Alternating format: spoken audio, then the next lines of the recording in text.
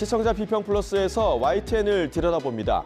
쿠팡 개인정보 유출 사태 이후 청문회 등을 통해 드러난 쿠팡의 미흡한 대응이 소비자들의 실망을 넘어 국민적 공분을 키우고 있습니다.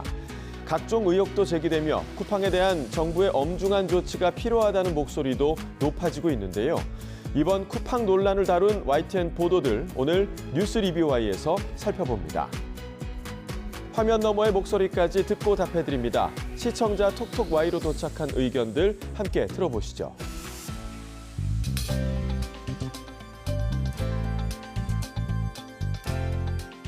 시청자 여러분 안녕하십니까? 나경철입니다. 요즘 동장군의 기세가 매섭습니다.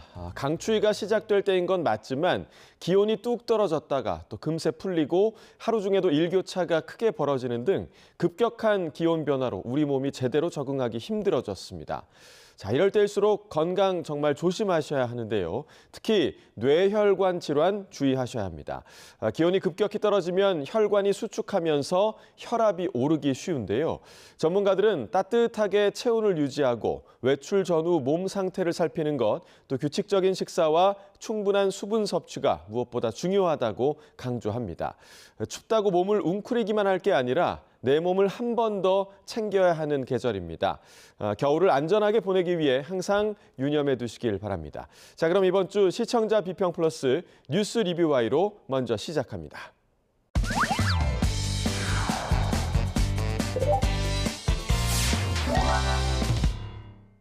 네, 오늘 뉴스 리뷰와이 시간 YTN이 전한 쿠팡 관련 보도를 살펴보겠습니다. 함께 이야기 나눌 두 분을 모셨습니다. 먼저 강보라 시청자 평가원입니다. 이동우 해설위원 실장입니다. 대규모 개인정보 유출 사고 이후 쏟아진 여러 의혹과 관련해서 쿠팡 측의 대응에 의문이 쏠리고 있습니다. 쿠팡의 소극적인 태도에 정부의 강한 제재가 필요하다 이런 목소리가 커지고 있는데요. 이번 논란은 단순히 한 기업의 문제가 아니라 쿠팡을 통해 생활 인프라로 자리 잡은 새벽 배송과 이커머스 서비스 전반을 다시 들여다보게 만드는 계기가 되고 있습니다. 자, 쿠팡과 관련한 논란, YTN이 지속해서 보도해 나가고 있는데요. 관련 소식 전한 보도 어떻게 좀 보셨습니까? 네, 쿠팡의 그 개인정보 유출과 관련되어 있는 보도들은요. 보면 볼수록 좀 질문이 늘어나는 뉴스라고 할 수 있겠습니다. 예. 뉴스가 그리는 장면은 분명합니다. 그에 대한 설명은 충분했는지, 여전히 풀리지 않는 질문은 무엇인지 되돌아보게 만드는데요. 오늘은 쿠팡의 국회 청문회 보도를 중심으로 YTN이 어떤 부분을 설득력 있게 전달했고 또 어떤 대목에서 한 발 더 들어갈 수 있었는지 짚어보겠습니다. 먼저 청문회 보도는 원래 강렬한 이미지를 내세우곤 합니다. 불출석, 공방, 말싸움 등은 모두 카메라가 굉장히 잡기 쉬운 요소들인데요. 예. YTN도 청문회에서 쿠팡의 버티는 듯한 대응, 그리고 현장의 충돌 상황을 빠짐없이 방송했습니다. 예. 자, 그러니까 이게 일부 청문회 보도가 다소 좀 자극적인 콘텐츠로 시청자들에게 전달되고 있다. 이런 말씀이시죠? 네, 맞습니다. 그런데 비슷한 장면이 반복될수록 시청자의 질문이 조금씩 바뀔 수 있을 것 같습니다. 원래는 어떻게 이런 정보 유출이 가능했나, 그리고 재발 방지는 무엇으로 확인하나가 중심이어야 하는데 어느 순간 청문회 태도가 왜 저러나와 같은 평가로 이동하게 됩니다. 개별 장면을 나열하는 데서 그치지 말고 이를 단서로 삼아 구조를 설명하는 편집이 조금 더 필요하다고 생각이 되는데요. 불출석 사유서를 보시면 내용은 딱 이겁니다. 기존에 예정된 일정이 있어서 못 나온다. 그 사유가 뭔지에 대한 증빙 자료도 붙이지 않았습니다. 얼마나 대한민국과 국민들을 우롱하는 처사입니까? 이 동시통역기 사용하시죠? 제가 형사 저에 대한 그 형사 혐의가 있음에도 불구하고 로저스 대표는 어제 청문회 과정에서 한국의 허위 정보가 퍼지고 있다며 계속 소리를 높였습니다. 의원 질의와 상관없이 이 주장은 계속됐는데요. 직접 보시죠. 현재 저희가 정부와 협력하지 않고 있다는 허위 정보가 있습니다. 하지만 저는 매일 정부의 지시를 따르고 있습니다. 이 점에 대해서 저희가 공개를 했습니다. 저희가 중국에서 하천에서 답을 보내면서 청문회에서 충돌이 커질수록 뉴스는 자연스럽게 그 장면을 반복하게 됩니다. 그 자체가 문제라기보다는 반복의 결과가 무엇으로 남느냐가 중요하다는 생각이 드는데요. 적지 않은 보도들이 불출석했다, 통역으로 실랑이가 있었다, 질의응답이 평행선을 달렸다 등의 초점을 맞추고 있습니다. 통역자를 쓰느냐 아니면 통역기를 이제 국회에서 요청한 대로 쓰느냐 이 부분인데 이게 네. 왜 문제가 된 건가요? 일단 답변 지연 및 시간 벌기 전략이라고 볼 수 있습니다. 동시 통역을 하게 되는데 만약에 옆에서 통역을 하게 되면요. 보통 한 1.5배 정도 시간이 더 걸린다라고 하거든요. 예. 그러면 사실 의원당 할당된 질의 시간을 소진하게 만들어서 핵심적인 추가 질문을 못하게 하는 효과가 있습니다. 이 두 번째로 책임 회피의 명분이 됩니다. 민감한 질문에 대해서 통역이 제대로 되지 않아서 이해가 어려워요. 한국어 표현의 미묘한 차이를 모르겠어요. 라는 식으로 답변을 피할 수 있는 훌륭한 구실이 되는 거죠. 이 세 번째로는 아마 이게 좀 클 것 같은데요. 감정적 대응을 유도한 것 같습니다. 이게 아무래도 이렇게 하다 보면은 좀 의원들 입장에서 좀 화가 나잖아요. 그 고성이 오가는 과정 속에서 보여지는 게 뭐냐. 청문회의 품격을 떨어뜨리고요. 이 본질이 어쨌든 뭐냐면 개인정보 유출 책임이거든요. 네. 이 본질을 흐리는 부수적인 효과를 노린 거 아닌가라는 생각이 듭니다. 여기서 한 걸음 더 나아가서 그 장면이 왜 나왔는지 그리고 그 결과로 무엇이 가려지는지까지 연결해야 하지 않을까 싶습니다. 예를 들어 통역 논쟁이 있었다면 예의 차원만 볼 것이 아니라 정말 답변의 지연이라든지 책임 범위 회피, 조사 협조의 태도와 같은 맥락을 같이 보여줘야 사안에 대한 시청자 이해가 깊어질 수 있을 것 같습니다. 여기서 제작진께 질문을 하나 던지고 싶은데요. 청문회 보도에서 현장 장면은 주목도를 상당히 높이지만요. 그만큼 유출 구조 및 재발 방지 정보는 뒤로 밀릴 수밖에 없습니다. 제작진은 이 균형을 어떤 기준으로 잡으셨는지요? 장면을 쓰더라도 시청자가 사건의 핵심 정보를 놓치지 않게 만드는 어떤 편집 원칙이 있었는지 궁금합니다. 네. 자, 일단 뭐 모든 청문회 방송이 그렇지는 않지만 일부 자극적인 언사가 오고 가는 장면이 담기는 경우가 보입니다. 자, 그런 부분을 전달하는 언론사의 입장에서 방송 제작의 기준점은 없는지 질문을 주셨는데 YTN이 고민하고 있는 부분은 없을까요? 네, 저희 YTN은 이제 자극적인 언사나 이제 화면에 초점을 맞추다가 정작 중요한 이제 핵심 정보를 놓치는 일이 없도록 항상 조심하고 있다는 점을 이제 말씀드리겠는데요. 예. 영상 편집부 같은 경우는 이제 전화 연결이나 리포트, 단신 편집 전반에서 청문회 현장 장면을 그 주목도를 높이는 진입 수단으로 활용하는 게 이제 사실은 맞습니다. 예. 다만 보도의 중심은 유출 구조와 재발 방지 등 핵심 정보 전달에 둔다는 편집 원칙을 공유하고 적용하고 있는 상황입니다. 이에 따라서 헤럴드 로저스 쿠팡 대표의 고성과 삿대질, 그리고 사과 등 청문회 현장 장면은 이제 사안의 긴급성과 관심도를 환기하는 도입부 역할로 제안해서 이제 사용을 했고요. 그 외에 청문회 영상 역시 기사 내용을 보완하거나 상황 이해를 돕는 범위 내에서 활용했다는 점 말씀드리겠습니다. 편집의 중심축은 특정 인물의 반응이나 공방이 아니라 쿠팡 청문회에서 실제로 문제가 제기되었거나 향후 제기될 수 있는 주요 쟁점들에 뒀다는 점 말씀드리겠습니다. 이를 위해서 관련 자료 영상을 이슈별로 분류하고요. 또 유출 구조와 관리 책임, 그리고 재발 방지 대책 등 핵심 정보가 시청자에게 명확하게 전달되도록 구조적으로 구성하고 편집을 했습니다. 결과적으로 현장성은 보도의 흡입력을 높이는 수단으로 활용을 하긴 했지만 정보 전달의 우선순위가 흔들리지 않도록 편집의 균형을 유지하고자 노력했다는 점 이 자리에서 말씀드리겠습니다. 예. 자, 쿠팡 청문회 장면을 시청자의 주목도를 높이는 장치로 제한적으로 활용하면서 보도의 중심은 인물의 반응이 아니라 핵심 쟁점의 명확한 전달에 두었다라는 의견을 전해주셨습니다. 자, 이어서 또 어떤 보도들 좀 살펴주셨습니까? 네, 두 번째 포인트는 왜 청문회 보도에 더해서 추가적인 분석이 필요한가에 대한 지점입니다. 예. 청문회 뉴스가 이어질수록 그 시청자의 시선은 발언과 공방에 머무르기 쉽고요. 정작 유출 사건의 기본 구조는 흐릿해질 수 있는데요. 예컨대 유출된 정보의 정확한 범주라든지 내부 접근 권한과 로그 감사와 같은 통제 체계, 그리고 정부 조사 결과가 기업 발표와 왜 엇갈리는지에 대한 질문들은 청문회 장면만으로는 설명되지 않습니다. 이런 점에서 기업 발표를 그대로 옮기지 않고 국정원이나 그리고 경찰의 입장을 교차 확인한 YTN의 일부 보도가 상당히 의미 있었다고 생각이 됩니다. 쿠팡은 개인정보 유출 사건과 관련해 자체 조사 논란이 불거지자 정부 공조와 지시에 따른 것이라고 주장하고 있습니다. 국정원 관계자는 YTN과의 통화에서 쿠팡이 입장문 형식의 보도자료에서 정부를 언급하며 공조와 협력을 했다고 주장했지만 국정원과 무관한 부분이 상당수라고 밝혔습니다. 경찰 관계자는 쿠팡 측이 참고인 조사 당시 자체 조사나 포렌식 진행 사실은 진술하지 않았다고 거듭 강조했습니다. 다만 이런 팩트체크가 사건 보도의 중심축으로 더 확장되지 않는다면 청문회 장면은 다시 본질을 가리는 요소로 작동할 수 있을 겁니다. 이어서 조금 민감하지만 중요한 지점도 짚고 싶은데요. 이번 보도에서 자주 등장한 게 국적 프레임입니다. 예, 그렇습니다. 그러니까 상황에 따라 좀 그때그때 달라지는 쿠팡의 국적이 공분을 좀 사고 있는 그런 상황인데, 자, 이 때문에 국내에서 발생한 사고의 책임이 희석된다, 이런 우려도 있는 상황이거든요. 관련해서 어떤 지점이 좀 중요한 부분일까요?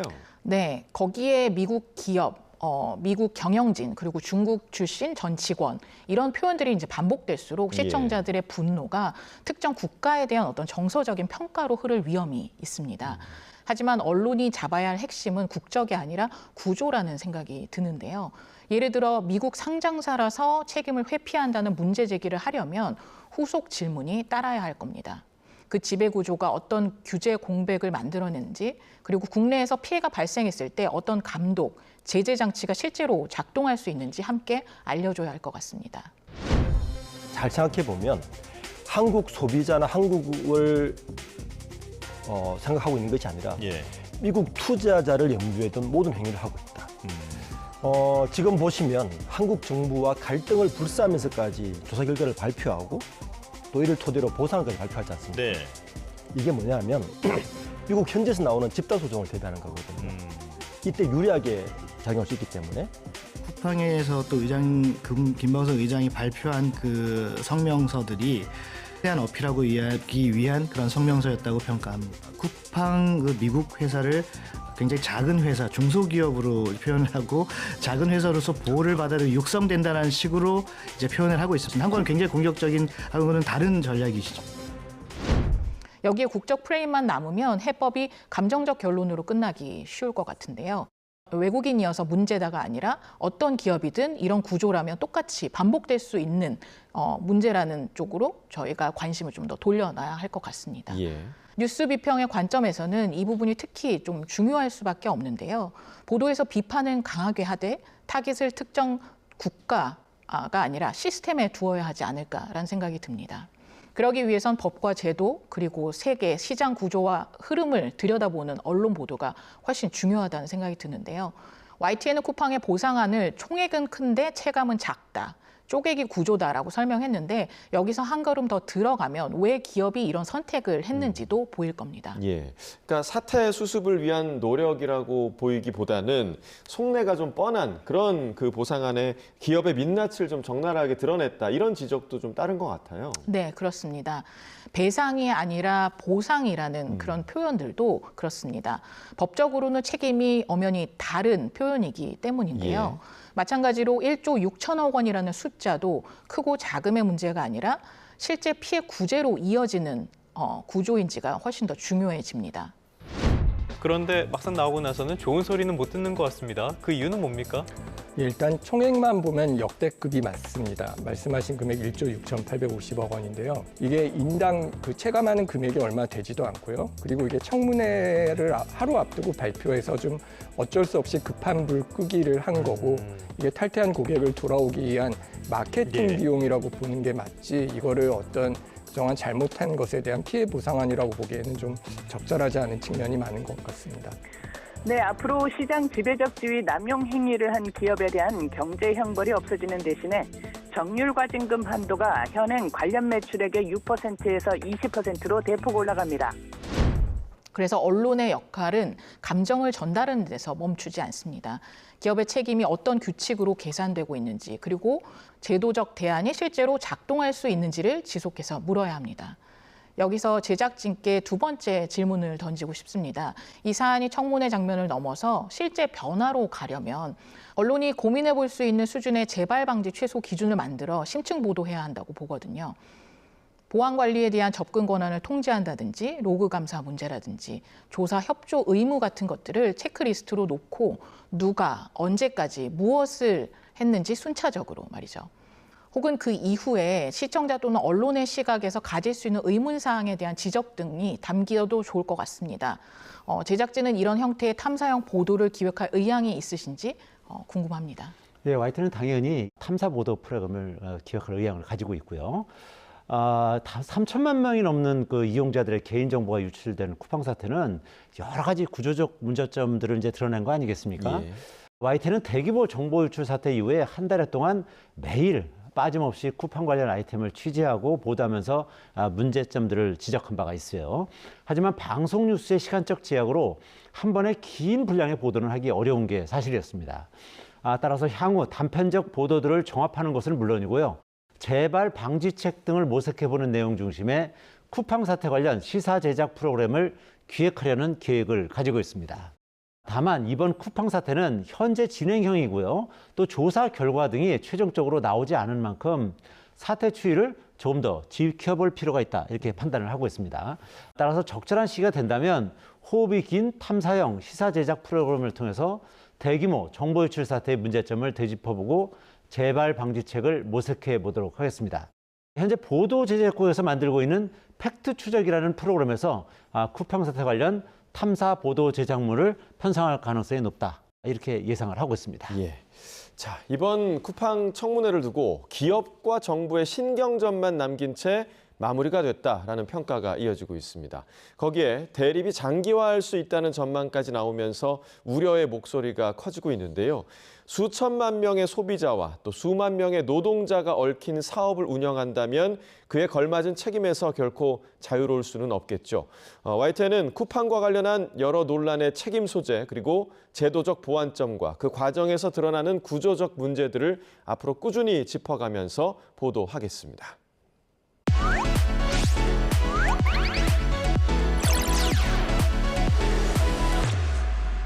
시청자의 알 권리와 보도 가치의 향상을 위해 노력한 방송을 꼽아보는 디딤돌 뉴스 시간입니다. 자, 평가원님, 이번 주에 주목할 만한 보도 어떤 보도였습니까? 네, 이번 주에 좀 디딤돌 뉴스로 꼽고자 하는 보도는 쿠팡의 보상안과 관련된 내용이었는데요. 예. 이 보도는 쿠팡 사태를 숫자가 아니라 구조로 이해하게 만든 점이 분명해 보였습니다. 네, 1조 6천억 원 보상이라는 말이 나오면 시청자들은 보통 규모에서 이제 판단을 멈추게 되는데요. 그런데 이 리포트는 보상 금액 자체를 있는 그대로만 전달하지는 않았습니다. 쿠팡과 쿠팡 이츠 같은 핵심 서비스에서는 5천 원씩만 배정이 됐고 확장이 필요한 어떤 신사업에서는 2만 원이 배정됐다는 점을 짚어냈는데요. 이 대목에서 이게 피해 보상이 아니라 마케팅 설계일 수 있다는 사실이 드러났습니다. 특히 기자가 직접 앱에 들어가서 2만 원으로 실제 살 수 있는 상품이 거의 없다는 걸 보여준 장면은 결정적이었다고 할 수 있겠습니다. 시청자 입장에서는 이게 진정한 의미에서의 보상이 아님을 한 번에 이해할 수 있었는데요. 또 하나 의미 있었던 건 이 보도를 통해서 단순 혜택 논란이 아니라 국면 전환용 카드라는 맥락을 드러냈다는 그런 점이 아닐까 싶습니다. 정보 유출이 불안해서 탈퇴한 이용자조차도 보상을 받으려면 다시 가입을 해야 된다는 모순을 짚었는데요. 이 지점에서 소비자들의 법적 권리에 대한 답까지 충분히 제시되지는 않았지만요. 적어도 쿠팡이 내세운 대규모 보상이라는 프레임을 벗겨냈다는 점에서 이 보도가 사태를 한 단계 더 깊이 이해하는 데 분명한 역할을 했다고 평가할 수 있겠습니다. 네. 자, 쿠팡의 개인정보 유출 보상안 논란을 두고 이 보상 방식에 대한 비판적 시각을 전한 내용이었는데요. 관련한 취재기 오동건 기자를 직접 만나서 듣고 왔습니다. 지금 바로 확인해 보시죠. 이번 쿠팡 보상안 그 발표가 쿠팡에서 나왔을 때 제가 이제 아내랑 이렇게 잠깐 카톡 중이었거든요. 근데 아내가 뭐 쓸 게 없어라고 하더라고요. 근데 저는 이제 쿠팡에서 취재해 왔기 때문에 뭐 쿠팡 알럭스, 트래블 이런 게 뭔 줄 잘 아는데 일반 소비자 입장에서는 그 보상안이 와닿지 않는다는 걸 이제 그때 깨달은 거죠. 제가 이제 항상 기사를 쓰는 기준은 소비자의 눈, 소비자에게 끼치는 영향 이런 것이 제가 기사를 쓰는 기준이기 때문에 쿠팡의 보상안도 이게 소비자의 어떤 기준에서 정말 쓸만한 어떤 보상들이 있는가라는 식으로 접근을 했고요. 그래봤더니 이제 뭐 실제로 많이 쓰는 건 5,000원짜리밖에 없었다는 거. 그리고 보통 소비자들이 많이 사용하지 않는 뭐 쿠팡 알럭스나 뭐 트래블 이런 곳에 2만 원을 배정한 부분들이 좀 눈에 들어오더라고요. 실제 보상이 과연 소비자에게 얼마나 갈까라는 것을 생각하고 그렇게 접근했더니 이렇게 보상안이 크지 않다라는 결론이 나왔었습니다. 그래서 그렇게 접근을 해봤습니다. 쿠팡 사태는 가장 중요한 건 이제 민관합동조사단의 발표가 남아있고 여기에 이제 뭐 후속 여파 같은 것들이 남아있는데 이 조사단 발표 전에 쿠팡이 항상 뭐 자신들이 어떤 행동들을 취합니다. 근데 그걸 가만히 분석을 해보면 쿠팡이 굉장히 신경 쓰는 것은 미국의 투자자라는 거를 알 수가 있습니다. 쿠팡이 미국 투자자를 너무 신경 쓰고 한국의 소비자를 신경 쓰지 않는 것은 아닌지 그걸 제가 좀 날카롭게 좀 지켜보고 싶다라는 생각이 좀 있었습니다. 그래서 미국의 어떤 공시자료 같은 것들을 올리면서 한국의 소비자들에게는 좀 정보가 소외되지는 않는지 그런 것들 좀 위주로 살펴보려고 하고 쿠팡의 어떤 그 보상 앞으로 해나가는 그 과정 속에 있어서도 공동현관 비밀번호가 노출이 됐고 나의 주소가 노출이 된 그런 부분에 대한 보상이 충분히 될 수 있는 것인지 이 부분을 좀 집중적으로 다뤄보고 싶습니다. 네, 그럼 오늘 뉴스 리뷰와의 마무리해 보겠습니다. 두 분 오늘 말씀 잘 들었습니다. 고맙습니다.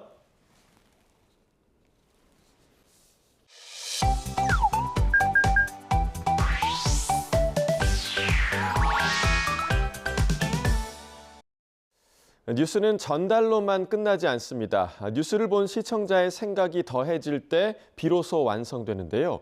YTN을 향한 시청자의 목소리를 듣고 YTN이 답하는 시청자 톡톡 Y 시간입니다.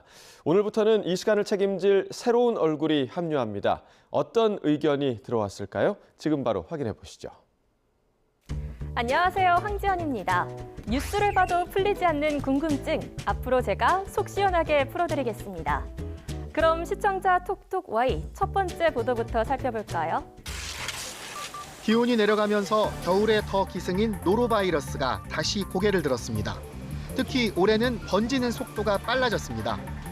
표본감시병원에서 12월 첫 주 감염 환자가 142명으로 작년 같은 기간과 비교해 25%가량 늘었습니다. 노로바이러스 식중독은 바이러스에 오염된 물이나 음식물을 섭취했을 때 발병합니다.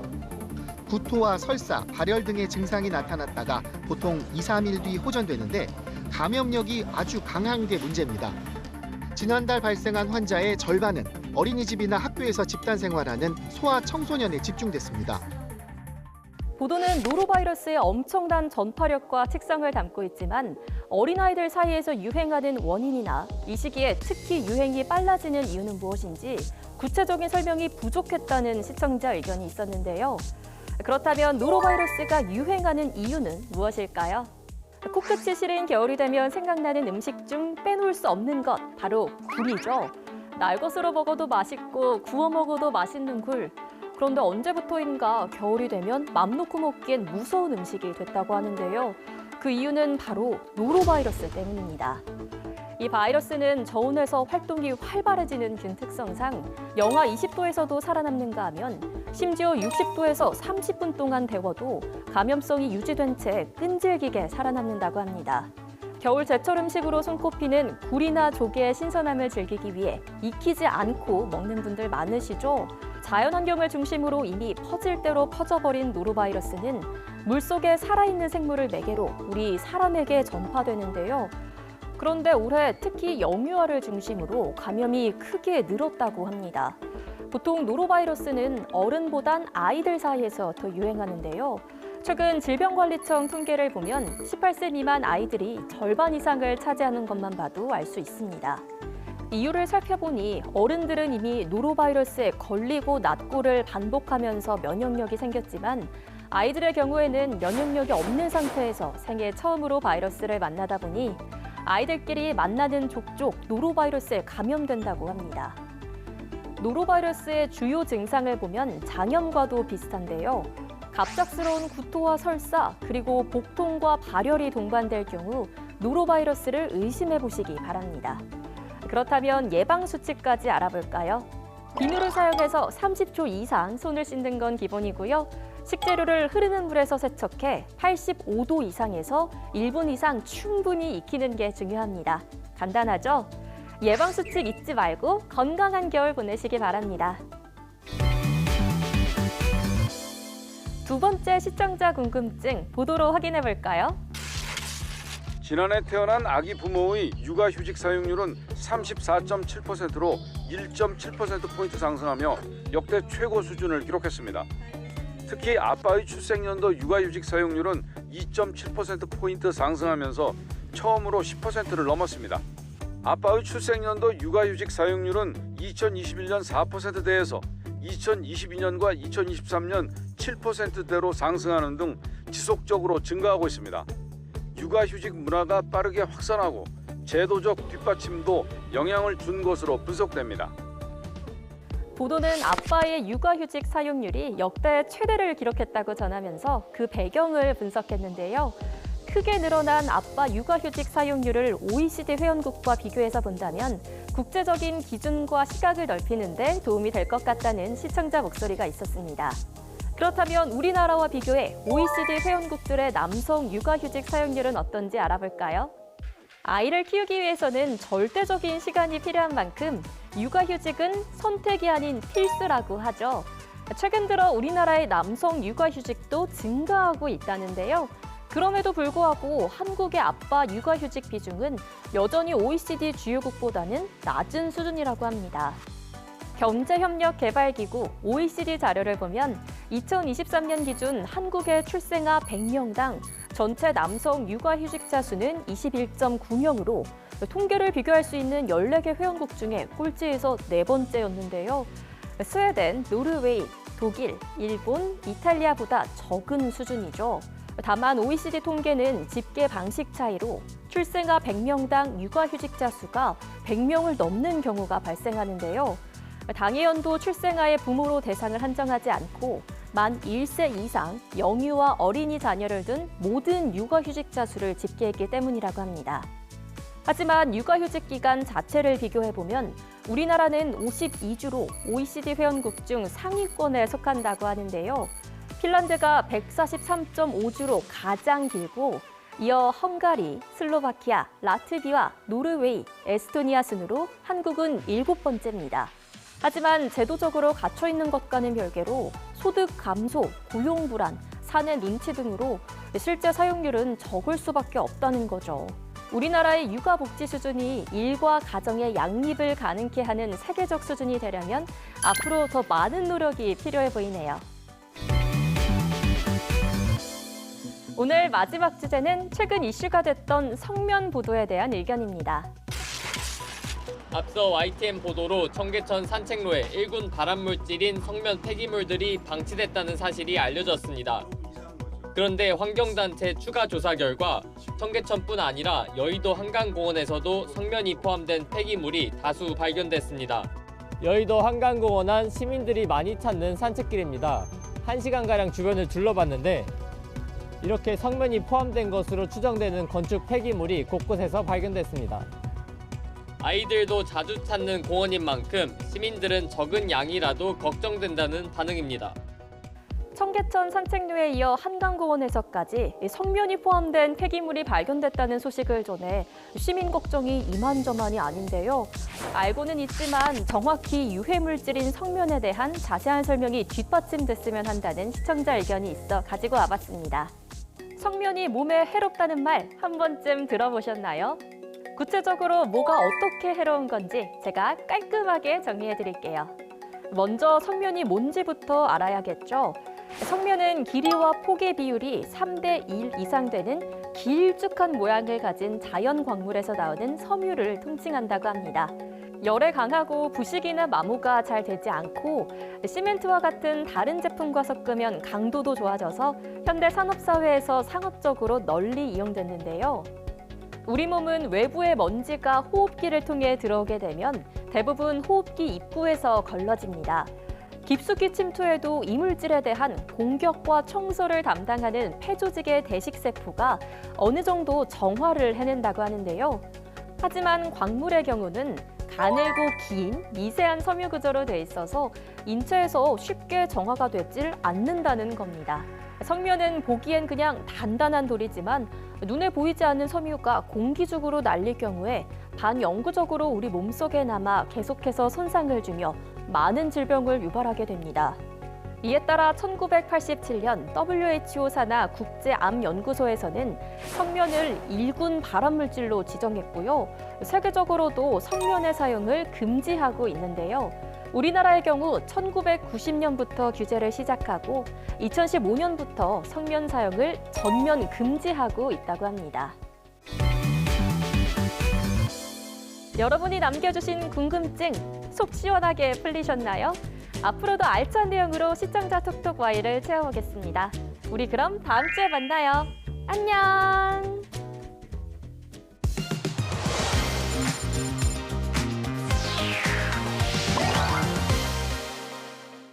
YTN의 보도를 되짚어보는 데 있어 시청자 여러분의 목소리는 중요한 기준이 됩니다. 방송에 대한 여러 의견들 SNS와 홈페이지를 통해 남겨주시고요. 시청자 비평 플러스는 다음 주 보다 깊이 있는 시선으로 찾아뵙겠습니다. 시청해주신 여러분 고맙습니다.